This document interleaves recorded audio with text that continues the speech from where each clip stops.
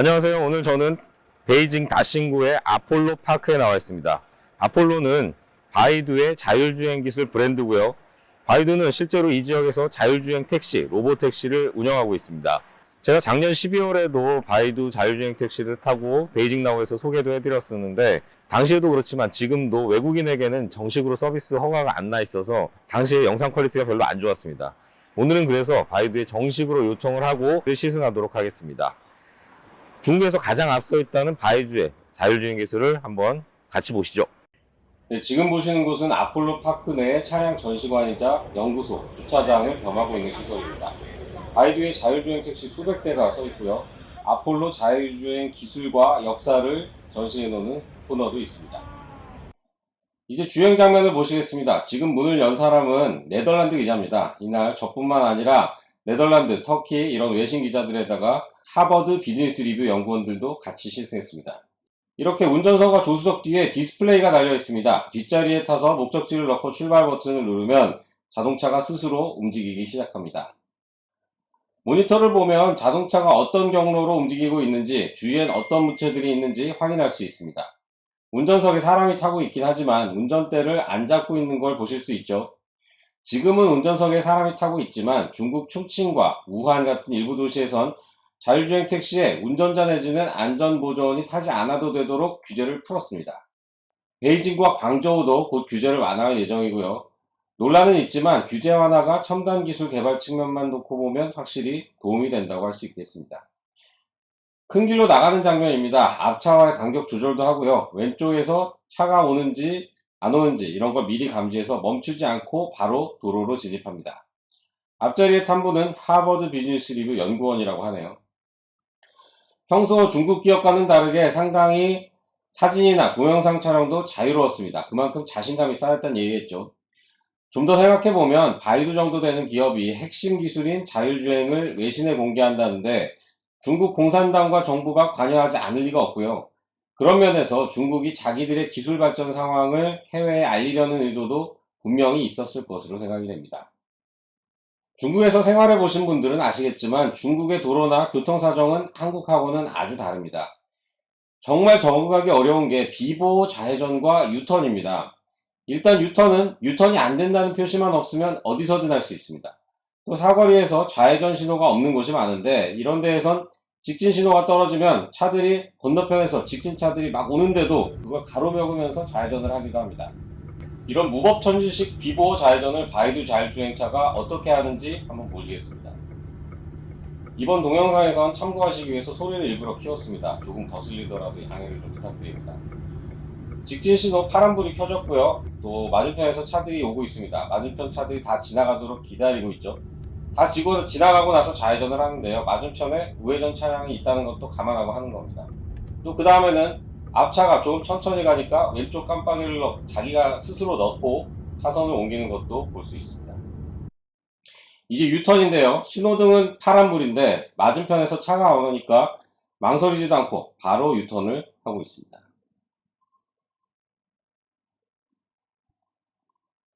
이번에는 도로는 아니지만 아폴로파크 진행 경로 안에 사람들이 서 있는 경우입니다. 왼쪽으로 비켜가려고 하다가 중앙선 침범이 되니까 아예 멈췄죠. 관리인이 와서 사람들에게 좀 비켜달라고 했고 사람들이 물러나서 동작을 멈추자 차량이 다시 이동하기 시작합니다. 운전석의 보조원은 이런 상황에서도 전혀 조작을 하지 않았습니다. 이번 장면은 제가 가장 비보호 좌회전보다 더 인상 깊었던 부분입니다. 모니터에 보시면 신호등과 그 신호등 빨간불이 몇 초 남았는지 이렇게 나옵니다. 파란불로 바뀌니까 그에 따라서 모니터 표시도 바뀌고 시간도 바뀌죠. 신호등, 교통체계와의 연계입니다. 저 앞에 신호등이 빨간불이 몇 초 남았는지 이렇게 보여주고 있습니다. 또 차량 모니터에는 표시가 안 되지만 자율주행차가 지도 내지는 지도 데이터와 연계하는 모습도 아폴로파크에서 확인할 수 있습니다. 고정밀 지도, 내비게이션 지도, 또 주위 차량과 사람 식별 지도, 도시 전체 교통망과의 연계하는 이런 모습은 바이두가 다른 자율주행 업체들과 가장 차별화한 부분이 아닐까 생각됩니다. 자율주행 기술에서 가장 앞서 있는 건 미국의 구글의 웨이모라고 하죠. 웨이모 로보택시에도 당연히 신호등을 인식하는 기술이 들어있습니다. 하지만 신호등하고 이른바 커뮤니케이션을 하는 건 아니죠. 자율주행차와 도시의 교통 시스템이 연계하면 뭐가 좋을까요? 이건 약간 먼 미래 얘기일 수도 있는데요. 도시 내 모든 교통체계와 도시를 달리는 모든 차량들이 연결되어 있다고 하면 차량의 이동 경로를 최적화하는 게 가능해집니다. A라는 사람이 여기서 저기로, 또 B라는 사람이 여기서 저기로 간다고 할 때 각 사람들에게 실시간으로 최적의 경로를 찾아줄 수가 있는 거죠. 또 교통 안전도가 상당히 높아질 수 있습니다. 누가 어떻게 움직이는지 중앙 시스템이 파악을 해서 사고를 미연에 방지할 수도 있고요. 또 시스템을 무시하고 자유롭게 달리는 차량이 있더라도 다른 차량에게 사고 위험을 알려줄 수도 있습니다. 바이두는 이런 시스템을 확립하면 교통사고를 지금의 10분의 1로 줄일 수 있다고 분석했습니다. 바이두는 실제로 2019년 말부터 베이징 남서쪽 바오딩시와 지능형 교통체계 사업을 시작했습니다. 시내 중심가에 84개 신호등에 스마트 컨트롤 시스템을 장착했고요. 그 결과 러시아어 통행 시간을 30% 줄였다고 합니다. 이렇게 스마트카와 교통체계가 연계하는 건 당국의 의지가 없으면 절대로 할 수 없는 일이죠. 또 왜 바이두한테 그런 걸 허가해 주느냐, 이런 특혜 논란도 없어야겠죠. 중국이니까 할 수 있는 걸지도 모르겠습니다. 하지만 이렇게 자동차와 교통체계가 연계하는 건 언젠가는 대부분 국가가 가게 될 방향으로 보이고요. 그런 측면에서 바이두 또는 중국이 기술을 선점하고 있다는 건 분명히 우리가 알고 있어야 하는 부분이라고 생각이 됩니다. 바이두는 자율주행에서 다양한 세부 기술들을 개발하고 이런 것들을 통합해 완성도를 높이고 있습니다. 지금 보시는 건 무인 주차 기술입니다. 사람이 밖에서 스마트폰 앱을 구동하면 차량이 알아서 일렬 주차를 해주는 모습이고요. 저한테도 꼭 필요한 기술이네요.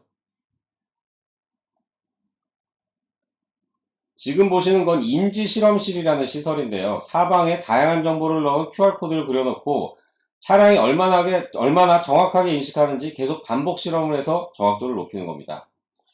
아폴로 파크에는 4대 기술을 이렇게 전시해 놨는데요. 첫 번째는 차량 내 통제 시스템, 여기에는 자동 주차도 포함되고요.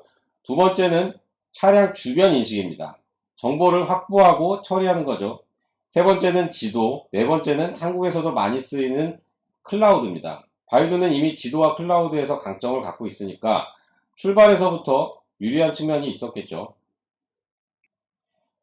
바이두는 원래 검색 엔진으로 출발한 기업입니다. 검색으로 쌓은 데이터, 빅데이터로 인공지능을 키워보자, 이런 큰 전략을 갖고 2017년 자율주행 플랫폼 아폴로를 출범시켰습니다. 아폴로 파크에는 이렇게 바이두가 이제까지 개발해온 세대별 자율주행 차들이 전시되어 있습니다. 1세대는 번호판도 없는 차였고요.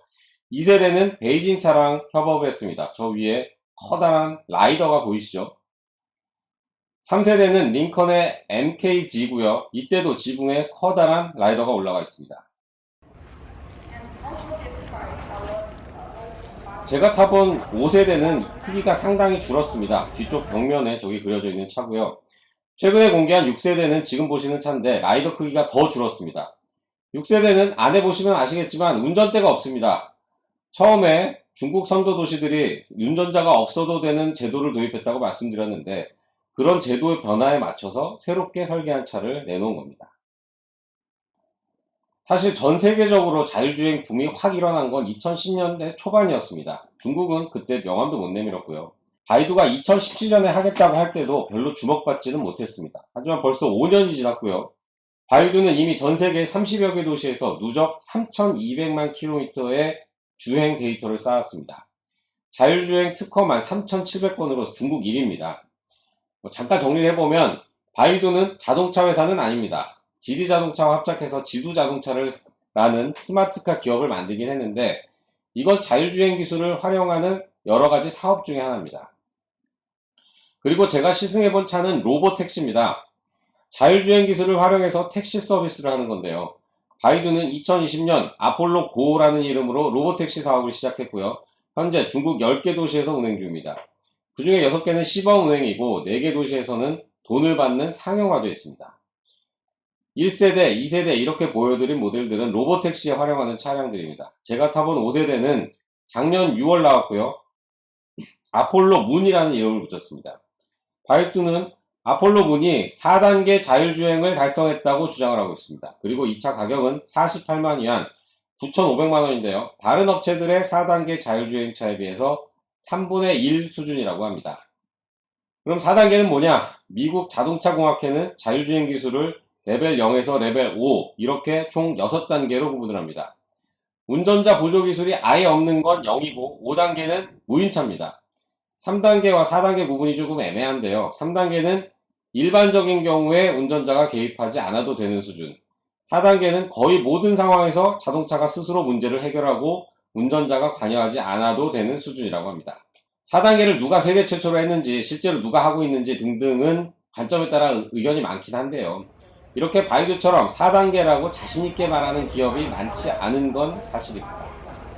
그리고 바이두는 아폴로 에이스라는 이름으로 스마트 교통 시스템 사업도 하고 있습니다. 아폴로 에이스를 도입한 도시가 작년 3월 말 16개였는데 1년 만인 올해 3월 말 41개로 늘어났습니다. 수년간 투자한 결실이 이제 나오는 거죠. 다만 미국이 자율주행과 인공지능의 핵심 소재 내진 부품인 첨단 반도체의 중국 수출을 규제하기 시작하면서 바이두를 비롯한 중국의 AI가 앞으로 상당한 타격을 입을 수는 있을 것 같습니다. 그렇게 되면 우리한테는 좋은 일일까요? 거기까지는 잘 모르겠는데요. 어쨌든 우리는 중국 기업이 미래 기술이라고 하는 자율주행에서 이만큼 성과를 내고 있다는 점을 주목해야 될 필요는 있겠습니다. 특히나 정부가 적극적으로 규제를 풀어주는 건 부럽기도 하고요. 우리 기업들이 역량이 없는 건 아닐 텐데 말이죠. 오늘도 시청해주신 여러분 고맙습니다.